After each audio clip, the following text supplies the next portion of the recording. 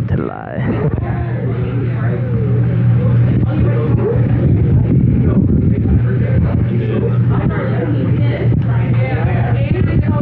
All right, welcome to Count On Podcast. I got my brother Dylan with me today. What up? What up? What's up, brother, man? That's DP3, right? Not CP3, but DP3, right? Dylan. They're DP. Yeah. Right. Dylan is literally, you know what I'm saying, amazing brother, man. Dylan is a practicing lawyer. You just got, you just finished law school. Not yet. I have one more year. You almost done, man. You almost done, bro. But I'm gonna say I'm proud of you, brother, man. Appreciate it. Today we are here to celebrate you, man. Congratulations, brother, man. You got is it your first trip or second trip? It's my first one. Hey, first trip Compe Detroit, right? And how many seasons have you done in Compe Detroit? I think it's 6 or 5. Okay, all right, man. And you usually played college basketball.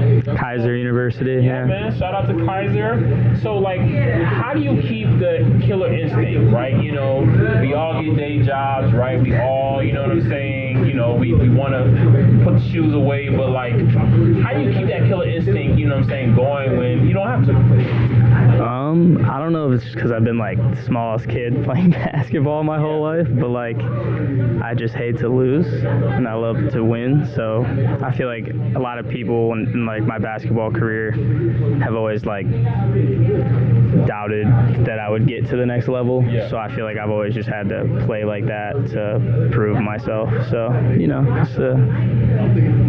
these came with being underrated, I guess, my whole life. And one thing I love about this league is even though it's cliquey, I wanted to be part of the Cody tribe because Cody's always, practicing, taking it serious. Then I became part of the Dylan tribe, you know what I'm saying? He practiced with Cody, right? So we're all good friends. We all play with each other. We all practice with each other. But then once we get on the court, you know what I'm saying? It gets a little bit different, right, Cody?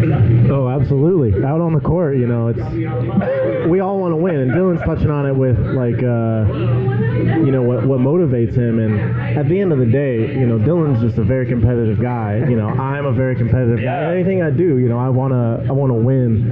And so yeah, when the game starts, it's just everything goes out the window. It's just playing basketball and trying to. We got a little chippy in the semis. We did. We got a little chippy. We got a little chippy. I'll play this thing. So I was watching y'all's game. First.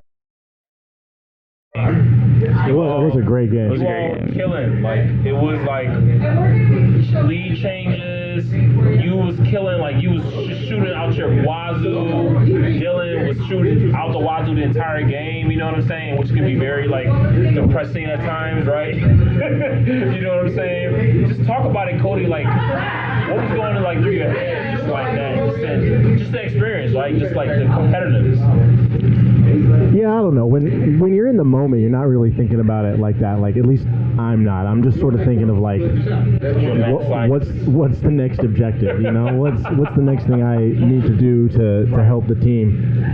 But yeah, looking back on it, it was an awesome game. Must have been super fun to watch, especially the last few minutes. Well, yeah, and then the last 30 seconds of regulation and overtime, really the whole overtime, was back and forth, and yeah, it was amazing game.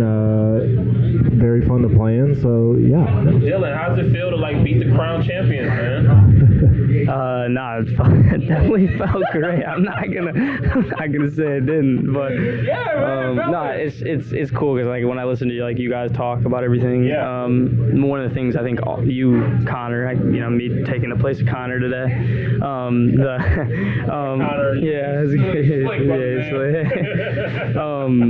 I feel like you guys have all said one of the coolest parts about the league is me and him just ended up randomly talking one day our second session. We've been really good friends ever since. Connor too. You played with both of us. Yes. It was fun, yeah, and I think that creates more of a competitiveness. It's funny when you explain it to people, it's ridiculous that we are taking it so seriously, and it's when you try to explain it, but then once they play in the league and they're okay, now I get it. I get it. I was depressed for 2 hours. I was nobody wants to do an interview with me because everyone wants to be a draft nerd right now. You know what I'm saying? I gotta respect it. No, it's people love the. I mean, this is like the best part of the thing. Yeah. It's like everyone's excited. Everyone thinks that they have the best team. Usually, I mean, you're not gonna draft a team and think you have a worse team than somebody else.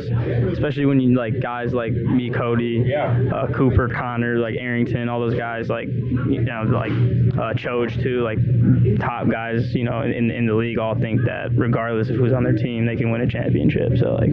So I'm gonna pass it to Cody real quick. Can I say go ahead, something brother. before? I just want to say, touching on what you say, huge shout out to you, Calvin, for just showing up tonight. Nah, for sure. And waiting it out. I mean, yeah, those first couple rounds of the draft especially, like, need attention, so it's hard to, like, want to, like, go jump on a pod, and I was hoping Connor might, because he wasn't. Anyway, I did see you got some other people over here, though, so that will be cool. Some, new Chauncey guests. and Rob, too. Yeah. Jerome. Oh, Jerome, cool. Yes.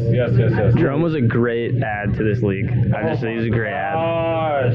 How was it like playing against Jerome, man? He's a beast. I mean, he subbed with us in the previous session when we made the championship. So, like, it was great playing with him. He's such a good dude. And then playing against him, he's just like, like a tenacious. Like, it's like you can't rebound over him. He's finishing every layup. He got,